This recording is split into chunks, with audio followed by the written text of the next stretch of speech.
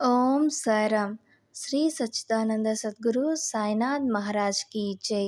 మన సాయిబాబా వర్డ్స్ ఛానల్కి స్వాగతం సుస్వాగతం. ఎలా ఉన్నారండి అందరూ? నేనైతే చాలా బాగున్నాను. మీరు కూడా సాయిబాబా గారి దివ్య ఆశీస్సులతో ఎప్పుడు సంతోషంగా, ఆనందంగా, ఆరోగ్యంగా ఉండాలని మనస్ఫూర్తిగా కోరుకుంటున్నాను. ఈరోజు ఈ వీడియోలో మనం ఏం వినబోతున్నామంటే, మనం సాయి దివ్య పూజ గురించి విన్నాం కదా, అందులో ఒక అధ్యాయాన్ని ఈరోజు మనం వినబోతున్నాము. ఇది చదవడం ద్వారా కాకుండా వినడం ద్వారా కూడా మనకు ఎంతో పుణ్యఫలం అనేది లభిస్తుంది. కనుక ఈరోజు నేను మీతో ఆ అధ్యాయాన్ని పంచుకోవాలని కోరుకుంటున్నాను. దయచేసి అందరూ ఈ అధ్యాయాన్ని పూర్తిగా వినాలని మనస్ఫూర్తిగా కోరుకుంటున్నాను. మీకు ఈ వీడియో నచ్చితే తప్పకుండా లైక్ చేసి కమెంట్ బాక్స్లో ఓం సాయిరామ్ అని కమెంట్ చేయండి. ఓం సాయిరామ్. అధ్యాయం 1. విచ్ఛిన్నం కాబోయే కాపురాన్ని నిలబెట్టారు. వంశోద్ధారకుడు జన్మించాడు. ఒకరోజు సాయంత్రం నేను నా ఆఫీస్ నుండి బేబీ కేర్ సెంటర్ వెళ్ళి బాబుని తీసుకొని ఇంటికి వచ్చాను. మా పక్కింటి ఆవిడ వచ్చి నాతో, వదినా మీతో కొంచెం మాట్లాడాలి అని అడిగింది. తన ముఖం వాడిపోయి ఉండడం చూసి నాకు మంచిగా అనిపించలేదు. మనసులో చాలా బాధ కలిగింది. అదే మాట నేను ఆమెను అడిగాను. ఎందుకలా ఉన్నావు? ఏమిటి విషయం? నాతో ఏమైనా ముఖ్యమైన విషయం మాట్లాడాలా? మనసు విప్పి మాట్లాడు. బాబా గారి దయ వల్ల నా చేతనైనంత సాయం నీకు నేను చేయటానికి ప్రయత్నిస్తాను అని చెప్పాను. ప్రక్కింటి ఆవిడ ఏడుపు మొదలుపెట్టింది. ఏడుస్తూనే, వదినా ఏమి చెప్పను, నేను ఇల్లు వదిలి వెళ్ళిపోతున్నాను, నేను చాలా బాధల్లో ఉన్నాను అని చెప్పింది.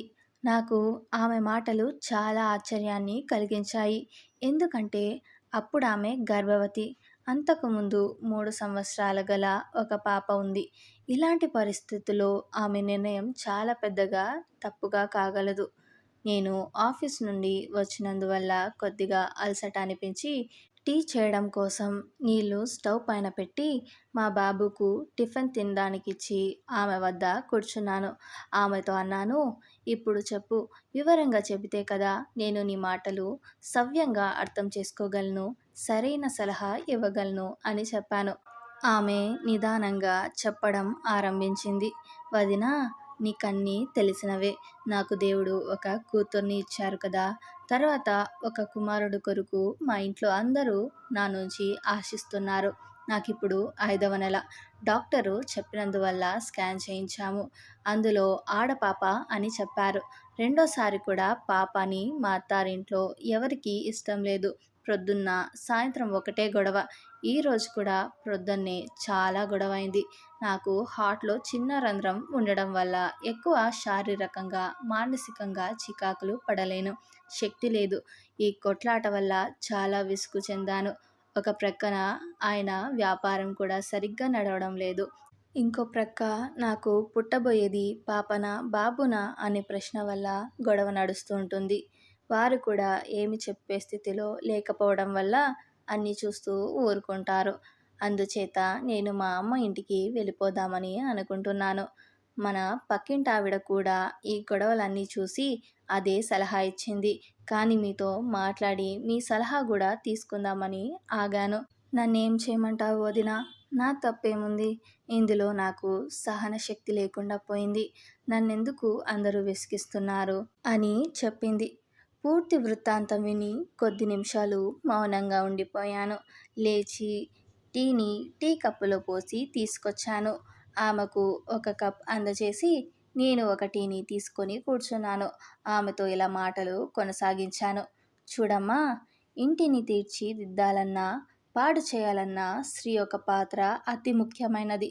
తొందరలో ఏదైనా పొరపాటుగా నిర్ణయం తీసుకున్నావంటే జీవితాంతం బాధపడాల్సి వస్తుంది. అంతేకాదు, నీ పాప భవిష్యత్తు కూడా దెబ్బతింటుంది. నా మాట వింటానంటే నీకొకటి చెప్తాను అని చెప్పాను. ఆమె వెంటనే, హా వదినా, మీరేమి చెబితే అదే చేస్తాను. మీ సలహా ప్రకారమే నేను నడుచుకుంటాను అని చెప్పింది. ఈరోజు ఏం వారం? బుధవారం. చాలా మంచిది. రేపు గురువారం కదా. నేను నీకొక దివ్య పూజ చెబుతాను. ఈ పూజను మనసులో పూర్తిగా విశ్వాసం పెట్టుకొని శ్రద్ధగా పూర్తిగా చెయ్యి. బాబా గారి దయ వల్ల నీ కష్టాలన్నీ దూరమవుతాయి. గురువారం నాడు స్వచ్ఛమైన బట్టలు కట్టుకొని ఒక చిన్న తెల్లని అరచేతంత రోమాలు పసుపు నీళ్ళతో ముంచి ఆరబెట్టుకొని నీ ఇంటిలోనే పూజా స్థానంలో శ్రీ సాయిబాబా గారి ధ్యానం చేస్తూ మనసులో కోరికను చెబుతూ రూ. 1 కానీ రూ. 2 బిళ్ళ కానీ ఆ పసుపు బట్టలో పెట్టి ముడుపు కట్టు. పిదప ఆ ముడిని బాబాగారి శ్రీ చరణంలో ఉంచు. నీ మనసులోని కోరిక తప్పకుండా నెరవేరుతుంది. కోరిక నెరవేరిన పిదప ఆ ముడిని తీసుకొని షిరిడి శ్రీ సాయినాథుని దర్శనార్థం వెళ్ళగలరు. బాబాగారి దర్శనం చేసుకొని పిదప ఆ ముడి దానపెట్టిలో వేసి నమస్కరించవలెను. ఆమె ఈ పూజ విధి తెలుసుకొని అత్యంత మనోబలంతో సంతోషంగా నివాసానికి వెళ్ళే ముందు మనసులోనే సంకల్పించుకొని నా కోరిక తీర్చే కల్పతరువు శ్రీ సాయినాథ్ మహారాజ్ దర్శనార్థం కొరకు షిరిడి తప్పకుండా వెళ్తాను అని నాకు సమాధానమిచ్చి వెళ్ళిపోయింది. రెండో రోజు గురువారం సాయంత్రం ఆఫీస్ నుండి వచ్చి నేనేమో ఇంటి గుమ్మంలోకి పోయి ఆమెను పిలిచాను. అంతలో ఆమె బయటకు వచ్చి, వదినా మీరు పదండి నేను వస్తున్నాను. కొద్దిసేపు తర్వాత ఆమె మా ఇంటికి వచ్చింది. వదినా అద్భుతమైన చమత్కారం జరిగింది. నా జీవితంలో వసంతం వచ్చింది. మీరు చెప్పిన విధానంగా ఈరోజు గురువారం దివ్య పూజ చేశాను. తదనంతరం నా సంసారంలో మార్పులు రావడం మొదలైంది. నా అత్తగారు ఈరోజు డాక్టర్ వద్దకు తీసుకొని వెళ్ళారు. డాక్టర్ స్కాన్ రిపోర్ట్ చూసి ఏదో సరిగ్గా కనిపించడం లేదని మళ్ళీ స్కాన్ చేయించమని చెప్పారు. రెండోసారి తీసిన స్కాన్ రిపోర్ట్ చూడటానికి ప్రయత్నిస్తే అక్కడ ఎలక్ట్రిసిటీ ఫ్లక్చువేషన్స్ వల్ల సరిగ్గా కనిపించలేదు. నన్ను అత్తగారిని స్వయంగా డాక్టర్ గారు తన కారులో కూర్చోపెట్టుకొని తన ఇంటికి తీసుకొని వెళ్ళారు. స్కాన్ రిపోర్ట్ను అక్కడ మరి ఒకసారి చూడటానికి ప్రయత్నించారు. రిపోర్ట్లో క్లియర్గా మగపిల్లవాడని తెలిసింది. నా ఆనందానికి అంతులేదు. నిన్నటి స్కాన్ రిపోర్ట్ తప్పని నిరూపించి బాబాగారు నా కోరికను స్వీకరించిన మాట స్పష్టపరిచారు. కొద్ది నెలల తర్వాత ఆమె ఒక్క మగపిల్లవాడిని ప్రసవించింది. పిదప ఆమె ద్వారా తన భర్త యొక్క వ్యాపారం మంచిగా నడుస్తుందని తెలిసి చాలా సంతోషం కలిగింది. అంతేకాకుండా శీఘ్రకాలంలో ఒక కారు కూడా కొనుక్కున్నారు. ప్రస్తుతం 2 పిల్లలతో వారు సుఖంగా జీవనం సాగిస్తున్నారు. బాబాగారు నా పరువును కాపాడారు. నా పక్కింటి ఆవిడ జీవితాన్ని సరిదిద్ది వారి కోరిక ప్రకారం వంశోద్ధారకుణ్ణి ప్రసాదించారు. ఇదే శ్రీ సాయి దివ్య పూజ యొక్క చమత్కారం. అనంతకోటి బ్రహ్మాండ నాయక రాజాదిరాజ యోగిరాజ పరబ్రహ్మ శ్రీ సచ్చిదానంద సద్గురు సాయినాథ్ మహారాజ్కి జై.